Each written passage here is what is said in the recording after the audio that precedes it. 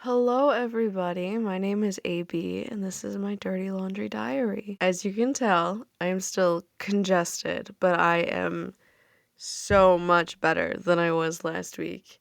I had just this awful sinus infection. Everything was clogged. I had a fever for 3 days. I was sweating through my clothing at work. Because I work for somewhere where you get all your PTO the beginning of the year, and that's everything. It's like sick, vacation, all of it is lumped into one. And sometimes there's more end of the year than there is PTO. So I just had to keep going into work on my deathbed. But besides the point, I'm feeling so much better, and I'm so excited to be feeling better. I'm still really tired and, again, obviously quite congested, but I have energy again. I have an appetite again. Feeling good. So, very excited to be back this week. What are we going to talk about this week? Thank you so much for asking. I'm glad you did. This week, we're going to be talking about trying again. Do the thing again. Your inner child will thank you.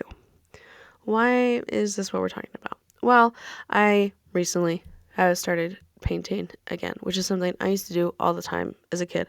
I was in photography club, AP art club. I did all the things, all the time. And when I went to college, I still kind of did it.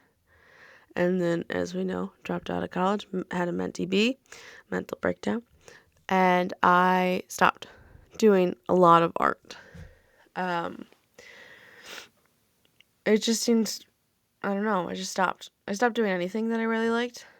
So it tracks. And I started doing it again. And I was so scared about being bad at it, which is normal. Totally normal thing. No one likes to be bad at things or not good at things. But how does anyone get good at things? By trying. Some people are naturally gifted, and those people are annoying. I'm not one of those people, much to my dismay. So the other day, I had a drawing, painting in mind, and it wasn't executed the way I wanted it to, but I really like it. I think it's cute. It's a bunch of little flowers. And you know what? I love her. And she's on my bookshelf right next to me. And I look at her every single day.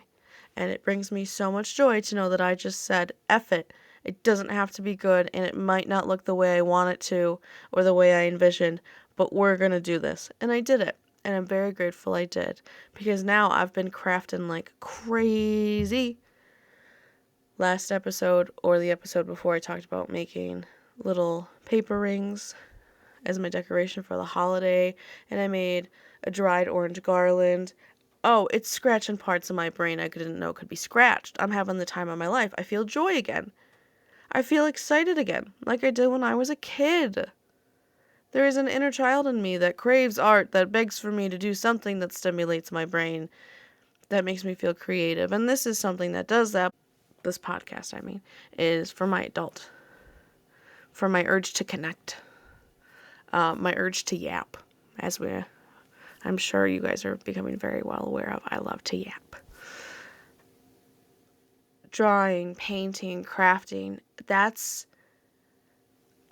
it's something in me since I was a kid. It's almost like in the same way that, like, when you see a baby, I don't know if everyone can relate to this, and you're like, oh, that's such a cute baby. Look at that thing.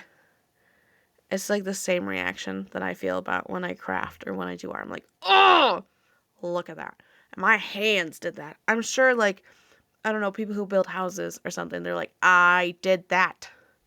That is how it makes me feel. And there are very few things that give me that sort of feeling. Crafting arts, again, is one of them. I'm even making something, a Christmas gift for my sister, one of my sisters. There is a 12-year-old inner child in you who used to love something so, so much. It brought him so much joy. And then you hit a certain age where you stop doing that thing for whatever reason. Mental health, exhaustion. You didn't think it was cool anymore. You got a different interest. Find that thing again. It might not be the same thing, but you don't just stop feeling that way about things. So do the thing that makes you feel excited, that makes you feel like a little kid again. Whether it's video games, Dungeons and Dragons, painting, crafting, making home movies, baking, doing fun makeup looks, decorating your house with whatever you'd like because you got the inspiration from an HGTV magazine, or I don't know how that works. But even if it's something like making playlists, mix CDs. I have a plethora of mix CDs that this friend made me when we were kids, and they stopped doing it for a little bit, and now they've been doing it again and also making like Spotify playlists for everyone. It brings me so much joy to receive that, and I know that it brings that friend even more joy than it brings me. Do the thing. Do it again. Dance. Who cares if you're bad? Who cares if you're not good? It's what it makes you feel. That's what matters. It's how it makes you feel. That's what matters. There's such a big pressure about doing everything really, really well. And I even mentioned this, I believe, in my first episode, where I wanted this podcast to be perfect. Oh, it has to be perfect, or what's the point? What's the point? It's making me feel better. It's giving me a purpose. That's the point. It makes me feel like a human. It reminds me of what it's like to exist. So do the thing. Who cares if you're bad? Who cares if you mess up? Like I just did. Just then. Who cares? You know, there's, and I do this myself, such a big qualm about how people perceive us and what they see online and how it translates to who we are and all those things. Like you see, we'll say influencers, certain influencers, for example, who do like, this is the day in my life and I'm doing this thing and this thing and this thing in my beautiful new car that's always clean and my house is always clean and it's beautiful and fantastic. And then you look at other influencers who are like, this is me de-influencing you. This is what a normal house looks like for someone who does not have millions of dollars, or a cleaning lady. And I think both ends of those are very valuable. It's very valuable to see what life could be like. And if that's what you want your life to look like, hey, you have this visual representation that it is possible.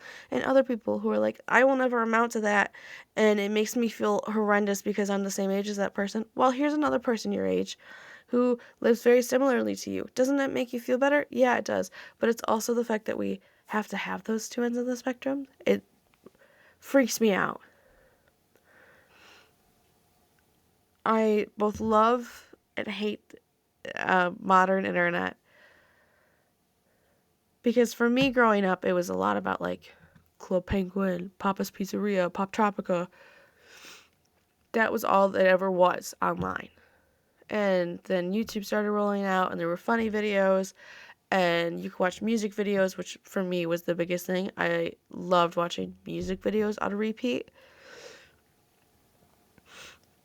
But now, when I see things online, I see these people who do things that are so cool and so amazing, and I want to do that thing, but I'm like, I don't look like them. It won't come out that way. I don't know how to make my video look like that, or make my selfie look like that, make my face look like that, my body look like that, my house look like that. And then it takes the fun out of it for me. And this could be just me. I might be because I'm deeply insecure, or I care too much about what other people think, or I'm a people pleaser. There are so many reasons why this could be a just me thing, but I don't think it is. Because I see people online all the time in the comments that are like, oh, I wish I could bake like you could do, or I wish I could dance like that. Why can't you? Granted, some people, there are other circumstances, like if you had an accident and now you're physically disabled, or something else happened, you had a medical episode, or you just can't afford dance lessons. Make it so you can try. if you can't afford dance lessons, there are YouTube videos of people that do like dance things.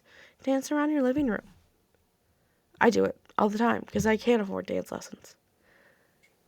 And I used to dance all the time as a kid. I was in dance. I love to dance around my living room, just super loud music, and pretend that I am on stage somewhere dancing and people are watching.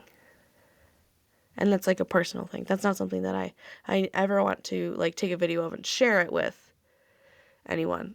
Because that one's literally, that's a for me thing. Nobody else. If you had a medical episode or an accident or something that has now changed how your body works, it's going to take time to relearn how to work your body and control your body and to know your limits. But you can do that through dance. You can do it through painting, through drawing.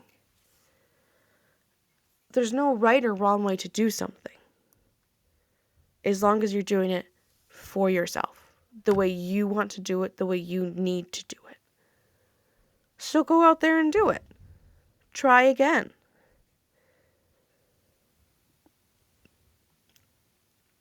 You might fail. It might suck. You might hurt yourself even worse. But you're trying again, and there's a sort of high, almost, that you get when you try again. I don't even know how to explain it in the right way. But you're going to do that thing, whether it's, download Minecraft. I love to play Minecraft on my Switch. That's going to make you feel, yes. Yes. And then when I go to bed at night on the days where I do these things, I go to bed with a sense of peace that I don't always get to have. Because I did something for myself that 12-year-old me loved to do, and I fell out of love with, and I found it again. And I don't have to do it great. I don't have to do it even well. I could be mildly okay at it, but I did the thing. And I did it again for myself. And I'm trying again for myself, for the adult me and the little kid me who has been begging for me to do that thing again. So get out there and try it.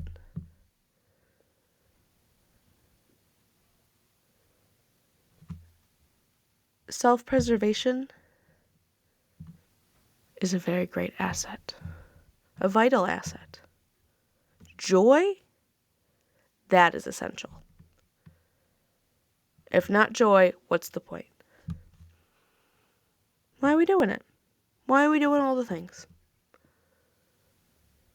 Why do I work an awful job that makes me miserable? Well, to keep a roof over my head and to keep my belly and my cat's bellies full. But it also, with certain funds that I save, it allows me to buy art supplies. It allows me to buy this microphone to do this podcast.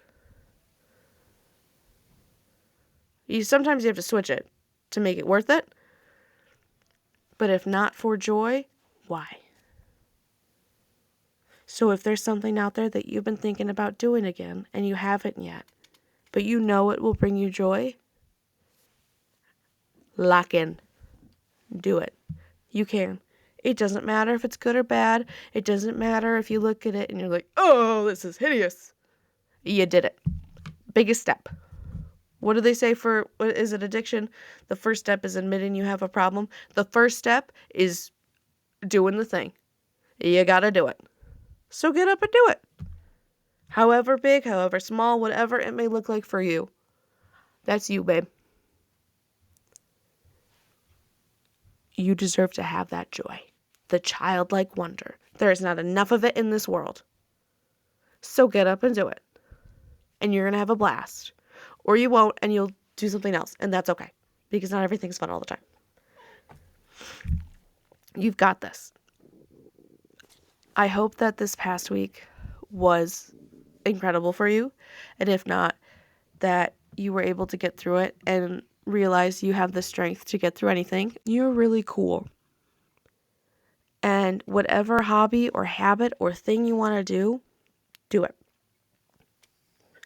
Because even if the people in your life right now don't think that's cool, there will it will lead to people who do think it's cool. And that's really exciting. So do the thing, whatever it may be, and be terrified along the way. And remember that the joy is worth it. It will always be worth it. You've got this. This episode is a bit shorter, not as short as the other one, because I'm still not 100%, but I wanted to make sure that I reminded you that you can do it again. You can do it an infinite amount of times, and every time your inner child is going to thank you. So do the thing, as long as it doesn't cause any harm to any other individual or yourself. I hope you have a great upcoming week. And may this upcoming week you do something for yourself. Especially this time of year, it can be very difficult to remember to do things for ourselves. So take the time to do something for yourself. Thank you so much for tuning in. I hope you have a great upcoming week, and I will see you next week. Prepare to hear me yap. Thank you. I'll talk to you later. Bye.